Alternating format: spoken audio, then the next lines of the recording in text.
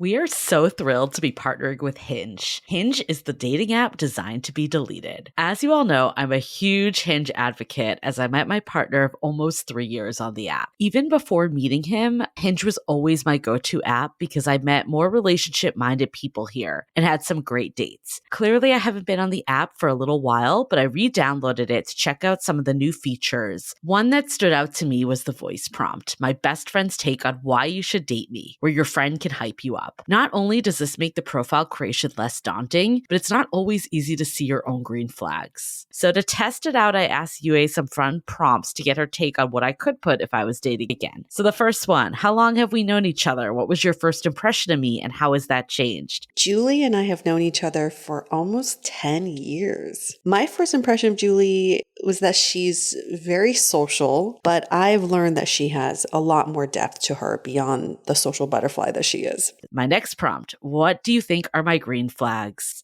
I would say she's deeply loyal. She believes in love, curious mindset, and she is fearlessly ambitious. And then last but not least, what kind of friend am I? Julie is the kind of friend who will always have your back, no matter what. Damn, that feels nice to hear. So download Hinge and try voice prompts today. Then find someone worth deleting the app for. The DATEABLE podcast is an insider's look into modern dating that the Huffington Post calls one of the top 10 podcasts about love and sex. I'm your host, Yue Xu, former dating coach turned dating sociologist. You'll also hear from my co-host, Julie Krafchick. On each episode, we'll talk to real daters about everything, from sex parties to sex droughts, date fails to diaper fetishes, and first moves to first loves. We are excited you've joined us for an older episode. While our earlier seasons were all about dating in San Francisco, we quickly realized all the themes and learnings are universal for all daters. So we shifted to covering dating from all around the world as the seasons progress. The fun part is, things happen first in San Francisco, the tech epicenter and counterculture capital of the world. We love for you to keep tuning in to our older episodes, but there is no set order to listen in, so feel free to jump to more recent seasons or relevant episodes for you.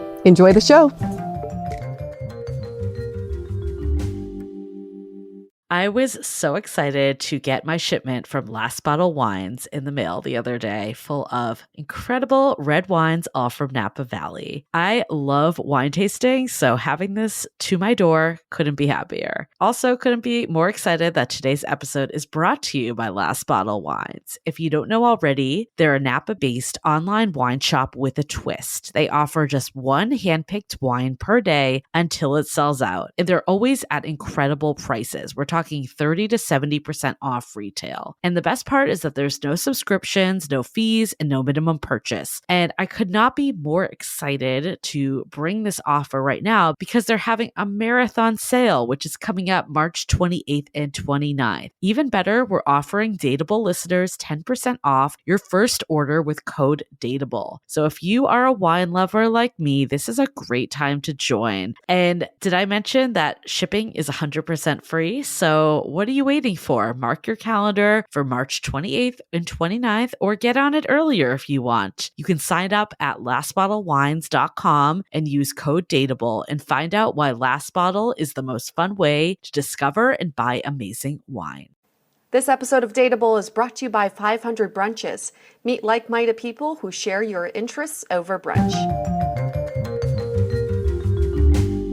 Hey everyone, welcome to another episode of DATEABLE, a show that opens a candid conversation about dating in San Francisco.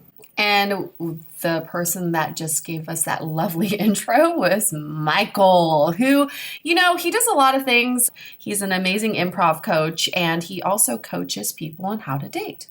And next to me, I have the woman of mystery, where I'm not entirely sure what she does during her day-to-day. I know that she likes to put on a blanket and dance sometimes. And she actually also teaches people how to hip-hop dance, which I personally am a big fan of. So on each episode, we will discuss a dating story. And then we're going to dissect it and discuss it and talk about all the issues that we all talk about behind closed doors. We're just going to bring it up into a candid discussion forum. We're going to talk some real life people. So we're going to do something a little bit different on this episode because we're still trying to test it out. We're a new podcast, so why not try different formats? Today, our co-host Michael, is going to tell us one of his dating stories. And then I don't know what the story is. Julie, our producer, doesn't know what the story is. I'm super excited. And then we're going to dissect it, analyze it, and put it to bed. I'm a little nervous. I hope that's okay. I'm just going to breathe. So this happened a few years ago. I was at some sort of conference. It was like a 2 or 3 day conference, and I'm trying to learn as much as I can. And at one point, it's the first night there, and they offer like a nice buffet of a dinner. And I meet this woman, and we started talking about the food. Oh, it looks delicious. The food looks great, yada, yada, yada. And sometimes I like to try risky moves. So I was getting a feeling, and I like to trust those feelings. And she was talking about how she really likes mushrooms. So what I actually did was I took a mushroom and I kind of gently placed it on her face and slowly caressed her cheek with it. Wow, you are so good. I know. I'm classy, what can I say? And I knew this was either going to blow up in my face or work perfectly. And she was laughing hysterically. She was cracking up. She was on shrooms. So then we got to start talking, and we talked a lot during the next couple of days. And at the end of the conference, I find out that this conference was in San Francisco, or right outside San Francisco. And she actually lives in, I always forget, either North or South Carolina, one of the Carolinas. Same thing. Right.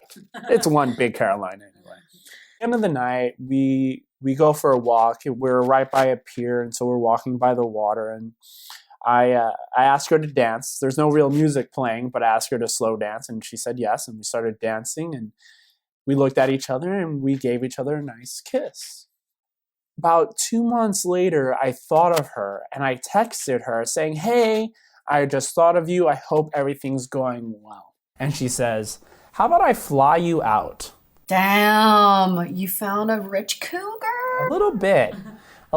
And at first I was like, let me think about this. And I was like, I don't know. This is kind of a big deal. And, am I indebted to her? And should I do this? I don't even know what I'm getting into.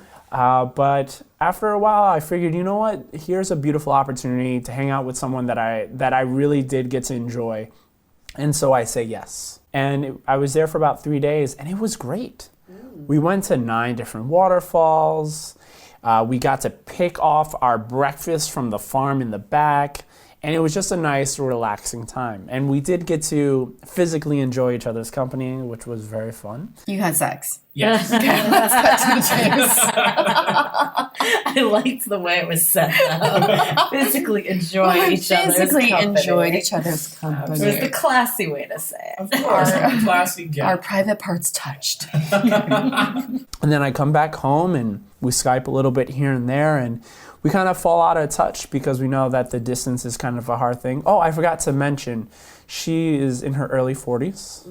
So We kind of picked up I on called her. that. You called her a woman. So I was like, okay, she's a cougar. So what I'm hearing from you, Michael, is that you had this very intense connection with someone who was very memorable, because obviously you're still talking about her today. Absolutely. What is your takeaway from the story? My takeaway is that you never know. You just never know what's going to happen. Like, I had no idea that any of that would happen, that me putting a mushroom on someone's face would lead to being flown out to Asheville, but it did. And so that's I know it's weird, but it just felt so right in the moment. And she really, later on, she said that was like a really oddly sexy thing for her to experience. Like, she identified that it was weird. So it just worked out right, and you just never know. What I'm hearing from this, several things, is that I think there are moments in our lifetimes where we have these intense connections with people that don't necessarily sustain themselves, like they don't last, but they're very memorable in that moment, right? And then we tend to, I don't know if you do this, but I tend to compare every other moment to those moments. I'm like, I don't know if that was as intense as when I felt it with this person.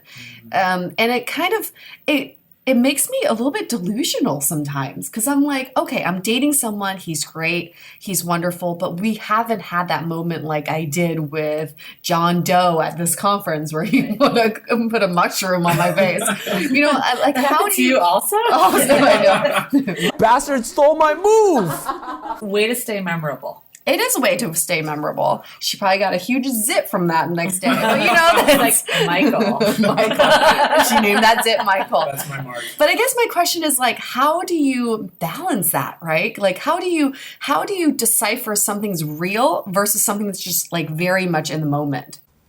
For me, it's very hard to compare things because at the end of the day, there's just too many variables going on, too many different factors. I'm a different person today than I was yesterday. Mm-hmm. And she's a different person today than she was yesterday. And so we may or may not ever have that experience again. And that goes for everything, where everything's just changing so much. And I think change is a beautiful part of life. And so to fully accept the change means to fully accept each moment as its individual experience. What did you learn from her?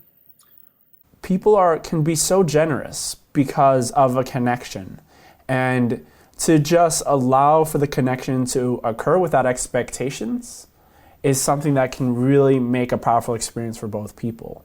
It's so serendipitous that you're telling this story today because I had this Lyft driver today tell me that he prefers dating women who are in their 40s and over. He's like in his mid-20s. And he said it's because of this. He said, when I date younger women or women my age, they have this fairy tale idea of what dating is. And when I date an older woman, they expect nothing and they give everything. And they're very realistic. They're very much in the moment. Like we're having a connection today, but I know that maybe tomorrow we're not going to be together. So he finds that it's actually less baggage to date older women. I completely agree. And she wasn't the first person who I dated that was older. And it's been the same all around, where older women are generally more comfortable in their bodies. They're more secure in their life. They know where they are. They know what they want. They don't have any qualms with what it is that they choose. And so they're very straightforward, very easygoing. And that's been my consistent experience with it. So I wonder about this because I'm in my mid-30s now, right? And I'm getting to a point where I feel like, one, I'm better at hiding my feelings or managing my feelings so that I don't get disappointed. I feel like as I get older, I know how to manage my expectations a lot better so that I don't expect much from other people. But is that a downside also? Is that a downside or upside? I think that's the ultimate debate, right? Is that a good thing or a bad thing? So talking about the ability to kind of just, you know what it is that you want, but you let go of that and you kind of just manage your emotions of how you feel, but you still allow for the experience to occur. Is that what you're saying? Yes. That is a great point. I never thought of it like that, actually. Let's hold that thought for a sec. We'll get right back to it. This episode is sponsored by Via. We all know there are things that can help set the mood in the bedroom, but did you know a little THC could also do that? Yes, Via has developed a unique blend of pleasure-enhancing cannabinoids, libido-strengthening herbs, and a low dose of THC all into one mind-blowing gummy called High Love. This gummy, wow, it will awaken your senses, increase blood flow, and intensify any sexual experience. I've been pleasantly surprised by the High Love gummies because it is just the right amount of THC for me to have a good time without feeling sleepy. And hey, if THC is not your thing, Via also offers a wide array of other gummies without it. And everything legally ships in 50 states with discreet packaging directly to your door. So if you're over 21, you can get 15% off and a free pack of award-winning Dreams THC plus CBN sleep gummies with our exclusive code DATEABLE at viahemp.com. That's VIIAHEMP.com. Let the gummies work their magic. Head to viahemp.com and use the code DATEABLE to receive 15% off and one free sample of their Sleepy Dream gummies. That's viahemp.com and use the code DATEABLE at checkout. Take your passion and pleasure to a whole new level with High Love from Via Hemp. As you know, I recently left my corporate job and I've been in total recovery mode all about self-care. One of my new routines is the nighttime shower before bed. There's just something about washing away the day and that reflection that's been super helpful for me. I've been using one of our partners, Osea's Mega Moisture Duo. This combo body oil and body lotion are so freaking incredible. It literally feels like I'm at a spa. I realized that the secret is seaweed and other skin level ingredients that are normally reserved for face products. And that's why I was so excited when Osea became one of our partners. And, we're so grateful for partners like this because one, they keep the show going, but they're also super good for all of our listeners and for our own well-being. So if you want to have that nighttime bliss like I am doing, you can get 10% off your first order site-wide with code DATEABLE at oseamalibu.com. You'll get free samples with every order and free shipping on orders over $60. So head to oseamalibu.com and use the code DATEABLE for 10% off. Let us know which products you end up going with. Share them in social. Super excited to see what you end up choosing. Living with ADHD can be a challenge, and dating with ADHD is definitely a challenge, we've heard many of you say. But finding the right care and proper tools needed to succeed can be life-changing. Done is an online ADHD care platform that can get you all the resources you need to help manage your ADHD. Online visits, refills, and a 24/7 care team made for you. In just 1 minute, Done's online assessment can help kickstart your ADHD treatment journey. With experienced clinicians, worry-fill refills, and online visits, you can start getting personalized care as soon as today or tomorrow. So contact an expert team that can help you around the clock and get a personalized treatment plan just for you. Here's how you do it. Take a free 1-minute assessment and book an appointment with a licensed ADHD clinician as soon as the next day. Get continuous care, one-click refills, insurance coverage, and 24/7 care team support with Done for just $79 a month, and pharmacy copays as low as $0. Visit get.donefirst.com/podcast to learn more. That's get.donefirst.com/podcast to learn more. Done. Turn ADHD into your strength. But some takeaways from this is, I think what I love from your story, Michael, is that you were so in the moment. And dating in San Francisco, I've only been here for 6 months. I feel like people aren't in the moment. Mm-hmm. They're thinking about that next swipe. They're thinking about that next holiday party. They're thinking about that next networking event. I've been on dates where guys have turned off their phones in front of me, and I thought that was the sexiest thing ever because that meant to me that they wanted to be present, but that happens so rarely. I recently had an experience where I had a woman over, a lovely girl. I was putting on Spotify and changing the music, and I had Netflix on the background, and she's like, "Oh, do you want to watch Netflix?" I said, "Absolutely not. I want to spend time with you and be able to be present with you and have conversation with you." And apparently, she's like, "Oh my God.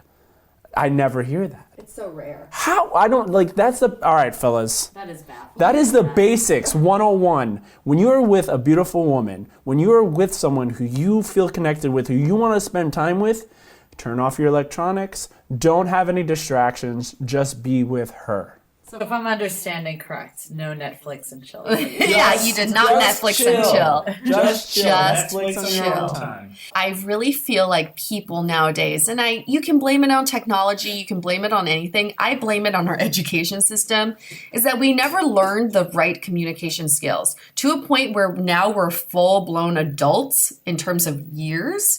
But we don't know how to communicate with each other as full-blown adults. We don't know how to strip down to the core of someone and expose someone as their true self. All we know are the distractions of who someone is. And that's the problem with dating, is that you go on 1 or 2 dates and then you go, "Oh, I don't like them superficially. I'm going to move on to the next person." That's not how dating works, right? I think dating comes with time. I think we just don't give each other enough time to get more in depth. But I'm going to counter that. Okay. Sorry, this is the producer speaking. Michael's story, you met this girl one time and you had an amazing connection. Mm-hmm. So sometimes it just happens or it doesn't. I agree with your points about we don't give people enough chances sometimes, but we've all been there. You just know sometimes, or you don't. I think that's what made your connection so strong with the Southern Carolina, Northern Carolina. It's like you guys were both very present in this moment because there weren't as many expectations, and it worked out for you. And if I was on my phone, if I wasn't paying attention, I would have absolutely missed that opportunity to meet someone wonderful. I mean, so many conferences, people are just like glued to their phone. They're not like doing the mushroom trick or anything. They're totally missing out on the mushroom trick. That's oh my god! on your the next conference I go to, I'm gonna have like 6 mushrooms on my face. I'm like, okay, I get it, guys. You know the trick now. So this notion of connection, first time connection versus like gradual, what's the like nurtured connection, right? I find that in the relationships I've seen, in all of my friends, the relationships that have worked out or had longevity were the nurtured connections. Mm-hmm. And this goes back to my first point in the very beginning, is that it taints, having those explosive first connections, it almost taints my other relationships because I compare them to that. But that's not realistic. It's not sustainable. And I think that I've personally heard of more long-term relationships lasting when they also started as a friendship, when they actually got to know each other without expectation and just getting to hear each other and understand each other and have fun, and then a relationship was then developed. I hear that more story, much more successful than first time, bam, wham, thank you, ma'am. Well, if you read Aziz Ansari's book, he talks about back in the day, people became lovers after being neighbors or coworkers. I always say FaceTime is so important. But in somewhere like San Francisco, this is why I love what we're talking about because it's so hyper-localized. Somewhere like San Francisco where there's so many entrepreneurs, it's hard to see the same face over and over again. People don't know what consistency looks like anymore, right? Yeah, this culture, the beautiful thing about San Francisco is that it's a very changing culture. It's always developing. And the double-edged sword of it is that people are seeing people as just an easy swipe left or swipe right. Yeah. Any last thoughts on this story? My takeaway is live in the moment, really treasure those connections, but also know that it takes time with certain people. If you think he or she is worth it, it's worth it to give a little bit more time to that person. And my actual real takeaway is that take a chance. Take a chance in real life. Don't take a chance online. Take a chance in real life. Go up to a stranger, go up to someone you don't know, and just start talking. Allow for an experience to happen. And if it doesn't work out, great. And if it does, guess what? It just worked out. So please allow yourself for that opportunity of spontaneity in your life and take a chance. Awesome. On to our question of the day, which comes from someone who submitted from our website. Pamela says, I've heard that it takes an average of 3 dates to know if you really like someone. Would you agree or disagree? My thoughts are, I think 3 dates is a good indicator for if you actually want to put real time and energy into it. I don't think it's an indicator for lifelong partnership by any means, but I do think, although there have been stories of that happening, but I think for the most part, it's a good indicator for I'm going to put energy into this now and start letting go of whoever else is around me. When I coach men, I say the 3 dates are very different. Your first date should always be somewhere that you're very comfortable. So like you were saying earlier, maybe it's like going for a walk around a neighborhood that you really enjoy, or going to a park, or going to a place that you frequent often. So you're like in your comfort zone. Mm-hmm. And your second date should be just a little bit more active. Maybe it's like a hike, or it's like you guys check out a new activity together. And I really think the third date should be more formal. Like I do think the third date should be a nice sit down dinner, because you want to show that you respect each other's time. So those are just what I think the first 3 dates should be. I like that. It's kind of like a progression towards a little more serious. I like that. Yeah. And again, 3 dates to then figure out if you want to spend more time. It's not 3 dates for forever. And for everyone to know that. And please don't end up in relationships for too long.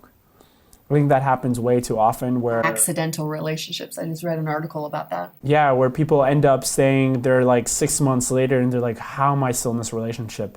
Please have the courage for both of you to end it, because the good news, folks, is if you end it, then you get to actually have more time to be around the people that you both want to be with. So 3 days, 3 dates I think is good to explore to see if you want to go further, but it's not going to be a predictor for the 10-year future. With that, I would say think about your energy as like your currency. So you only have so much to spend. And when you want to get to know someone, you should spend all your energy on them. And when you find that you're not the right fit, then spend your energy elsewhere, because that's the only currency that you have. So don't try to waste it or like spread yourself too thin, like on Tinder. All right, guys, don't forget to submit your stories. And remember, we can always keep you anonymous, changing your name, changing your voice, changing the names in your stories, whatever it may be. We want to create a safe environment. Michael, what's the last line? Stay dateable. The Dateable podcast is recorded in San Francisco. We would like to thank our sponsor, 500 Brunches, for making this happen. To connect with us, visit dateablepodcast.com.